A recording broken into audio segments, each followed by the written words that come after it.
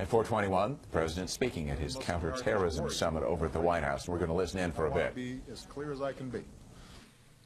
As Americans, all faiths and backgrounds, we stand with you in your grief, and we offer our love and we offer our support. My point is this: as Americans, we are strong and we are resilient. And when tragedy strikes, when we take a hit, we pull together and we draw on what's best in our character. Our optimism, our commitment to each other, our commitment to our values, our respect for one another. We stand up and we rebuild and we recover and we emerge stronger than before. That's who we are. And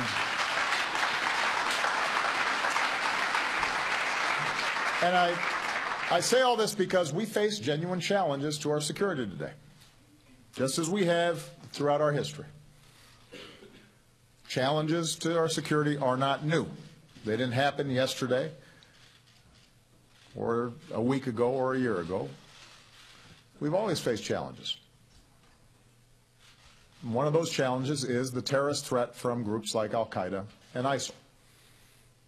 But this isn't our challenge alone. It's a challenge for the world. ISIL is terrorizing the people of Syria and Iraq, beheads and burns human beings in unfathomable acts of cruelty. We've seen deadly attacks in Ottawa and Sydney and Paris and now Copenhagen.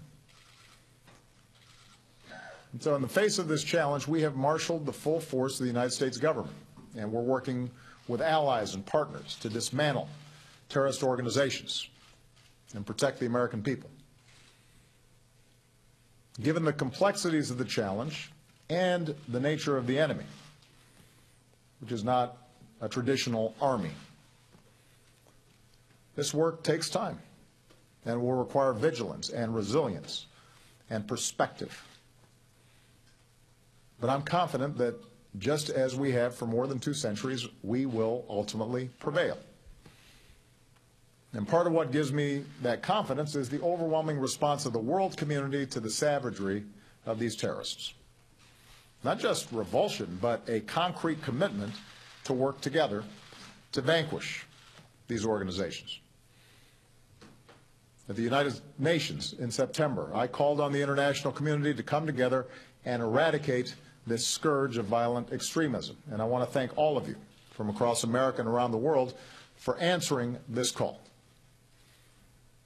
Tomorrow at the State Department, governments and civil society groups from more than 60 countries will focus on the steps that we can take as governments. And I'll also speak about how our nations have to remain relentless in our fight, our counterterrorism efforts against groups that are plotting against our countries. But we are here today because of a very specific challenge, and that's countering violent extremism. Something that is not just a matter of military affairs. By violent extremism, we don't just mean the terrorists who are killing innocent people. We also mean the ideologies, the infrastructure of extremists, the propagandists, the recruiters, the funders who radicalize and recruit or incite people to violence. We all know there is no one profile of a violent extremist or terrorist. So there's no way to predict who will become radicalized. Around the world and here in the United States, inexcusable acts of violence have been committed against people of different faiths, by people of different faiths, which is, of course, a betrayal of all our faiths. It's not unique to one group or to one geography or one period of time. But we are here at this summit because of the urgent threat from groups like Al-Qaeda and ISIL. And this week we are focused on prevention, preventing these groups from radicalizing, recruiting, or inspiring others to violence in the first place. I've called upon governments to come to the United Nations this fall with concrete steps that we can take together.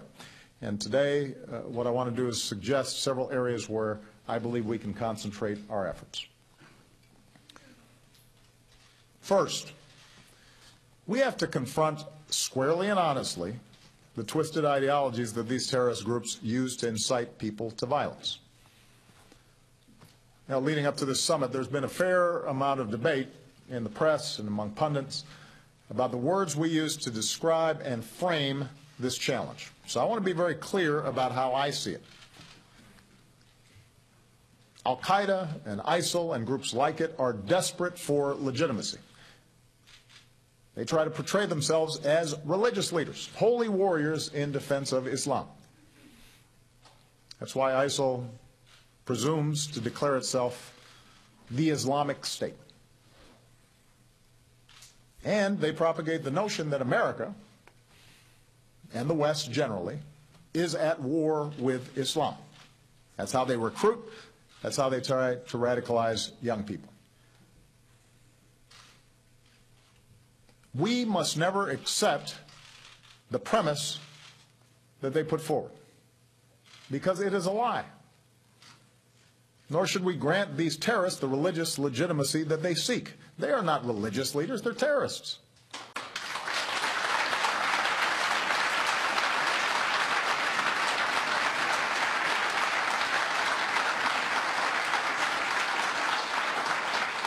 And we are not at war with Islam. We are at war with people who have perverted Islam.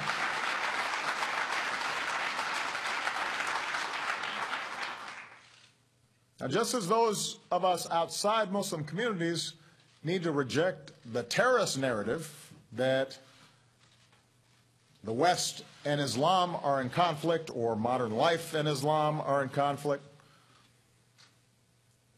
I also believe that Muslim communities have a responsibility as well. Al-Qaeda and ISIL do draw selectively from the Islamic texts. They do depend upon the misperception around the world that they speak in some fashion for people of the Muslim faith, that Islam is somehow inherently violent, that there is some sort of clash of civilizations. Of course, the terrorists do not speak for over 1 billion Muslims who reject their hateful ideology. They no more represent Islam than any madman who kills innocents in the name of God represents Christianity or Judaism or Buddhism or Hinduism. No religion is responsible for terrorism. People are responsible for violence and terrorism.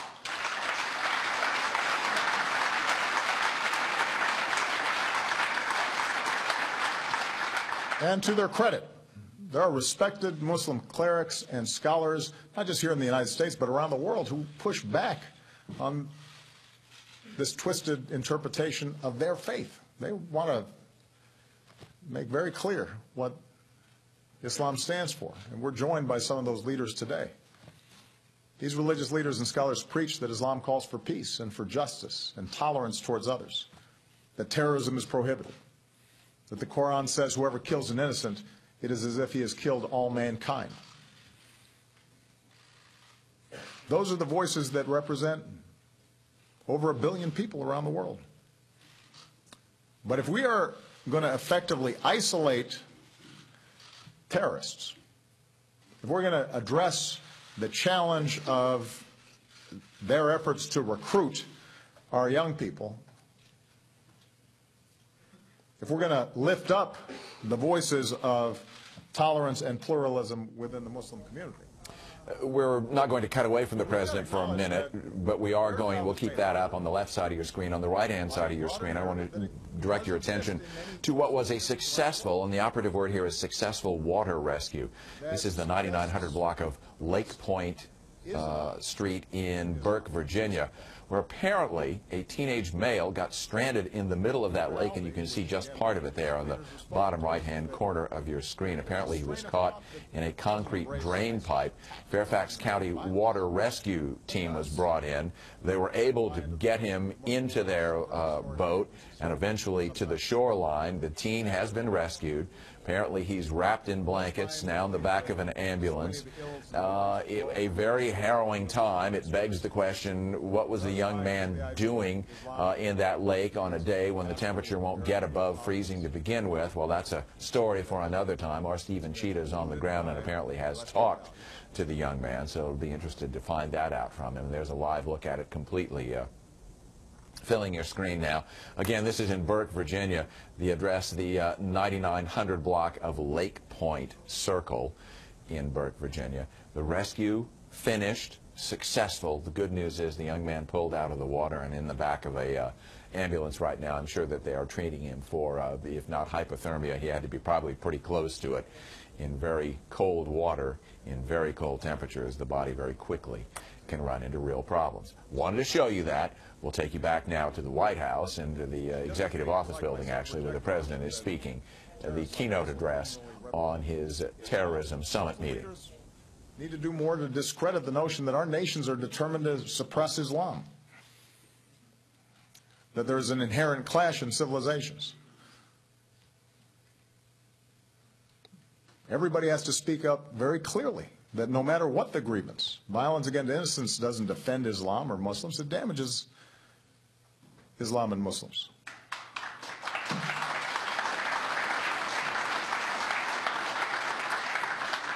And when all of us together are doing our part to reject the narratives of violent extremists, when all of us are doing our part to be very clear about the fact that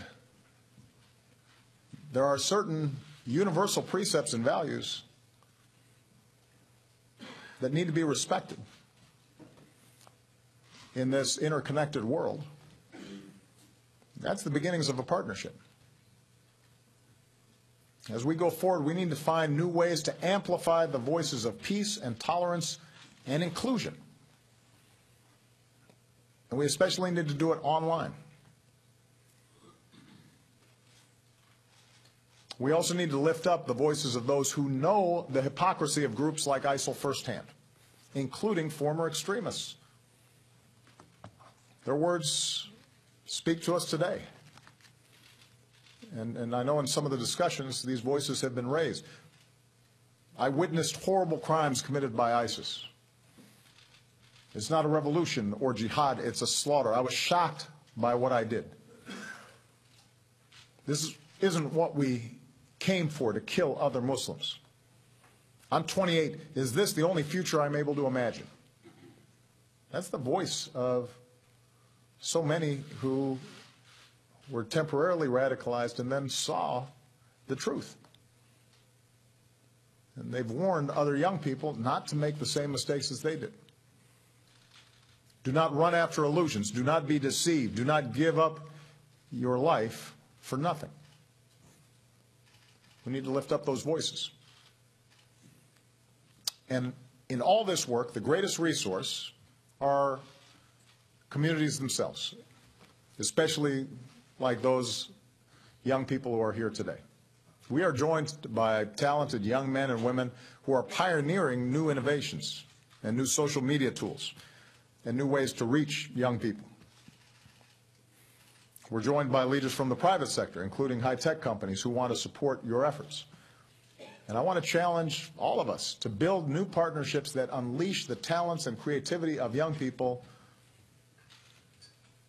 young Muslims, not just to expose the lies of extremists, but to empower youth to service and to lift up people's lives here in America and around the world. And that can be a calling for your generation. So that's the first challenge. We've got to discredit these ideologies. We have to tackle them head on. And we can't shy away from these discussions. And too often, folks are understandably sensitive about addressing some of these root issues. But we have to talk about them honestly and clearly. Because, and the reason I believe we have to do so is because I'm so confident that when the truth is out, we'll be successful. Now, the second challenge is we do have to address the grievances that terrorists exploit, including economic grievances. Poverty alone does not cause a person to become a terrorist, any more than poverty alone causes somebody to become a criminal. There are millions of people, billions of people in the world who live in abject poverty and are focused on what they can do to build up their own lives and never embrace violent ideologies. Conversely, there are terrorists who come from extraordinarily wealthy backgrounds, like Osama bin Laden. What's true, though, is that when millions of people, especially youth, are impoverished and have no hope for the future, when corruption inflicts daily humiliations on people, when there are no outlets by which people can express their concerns, resentments fester. The risk of instability and extremism grow.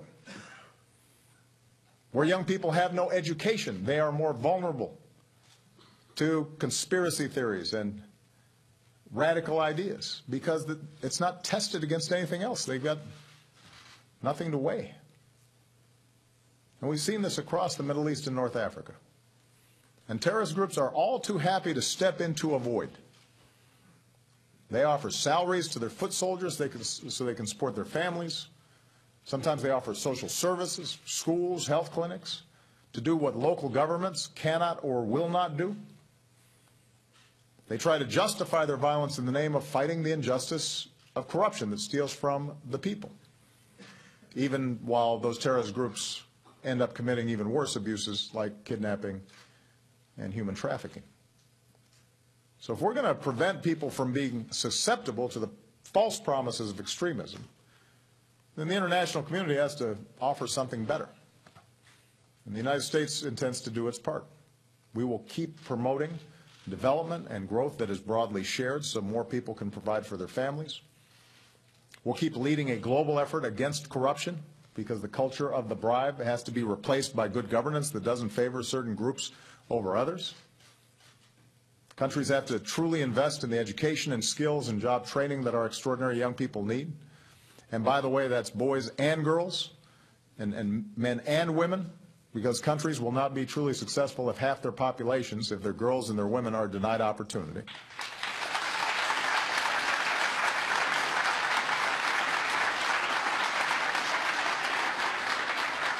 And America will continue to forge new partnerships in entrepreneurship and innovation and science and technology. So young people from Morocco to Malaysia can start new businesses and create more prosperity. Now, just as we address economic grievances, we need to face a third challenge, and that's addressing the political grievances that are exploited by terrorists. When governments oppress their people, deny human rights, stifle dissent, or marginalize ethnic and religious groups, or favor certain religious groups over others, it sows the seeds of extremism and violence. It makes those communities more vulnerable to recruitment. Terrorist groups claim that change can only come through violence. And if peaceful change is impossible, that plays into extremist propaganda. So the essential ingredient to real and lasting stability and progress is not less democracy, it's more democracy. It's institutions. It's institutions that uphold the rule of law and apply justice equally. It's security forces and police that respect human rights and treat people with dignity. It's free speech and strong civil societies where people can organize and assemble and advocate for peaceful change. It's freedom of religion, where all people can practice their faith without fear and intimidation.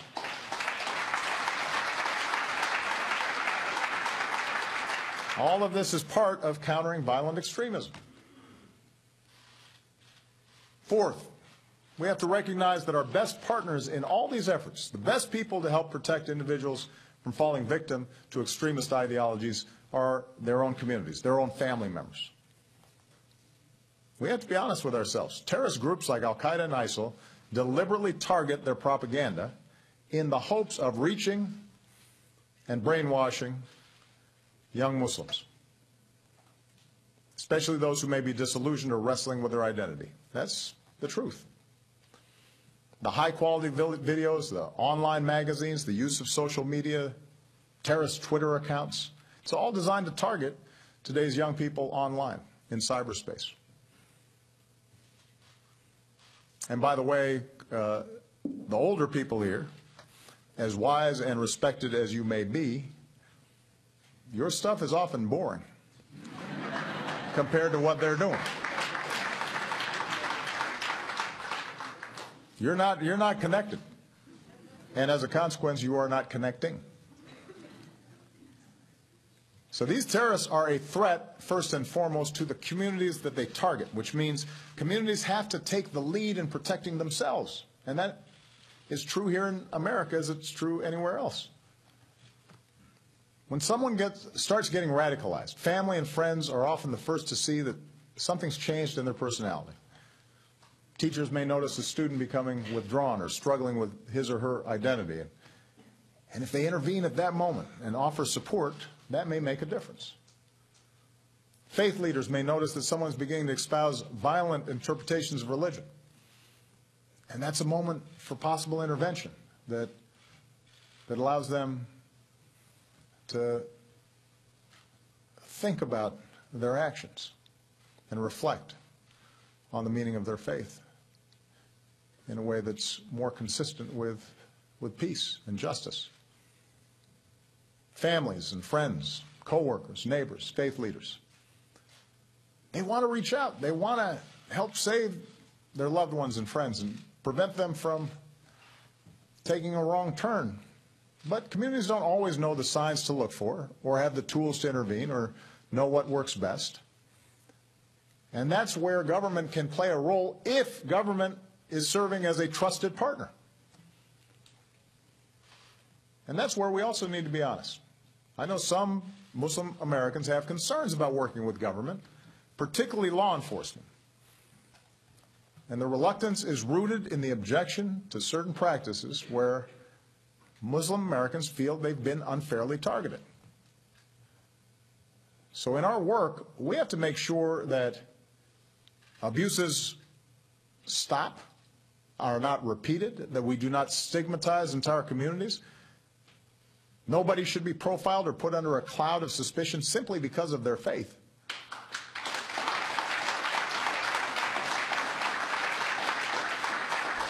Engagement with communities. Saying the U.S. is not at war with Islam, but with people who have perverted the religion. He said some have criticized the White House for avoiding linking terrorism directly to Islamic extremism. The president, though, this afternoon saying those fighting for the Islamic State group and al-Qaeda are not religious leaders, but terrorists. He said no religion is responsible for violence and terrorism. He added that he wanted to lift up voices of tolerance within the U.S. and beyond. Live coverage of the president's counterterrorism summit going on right now.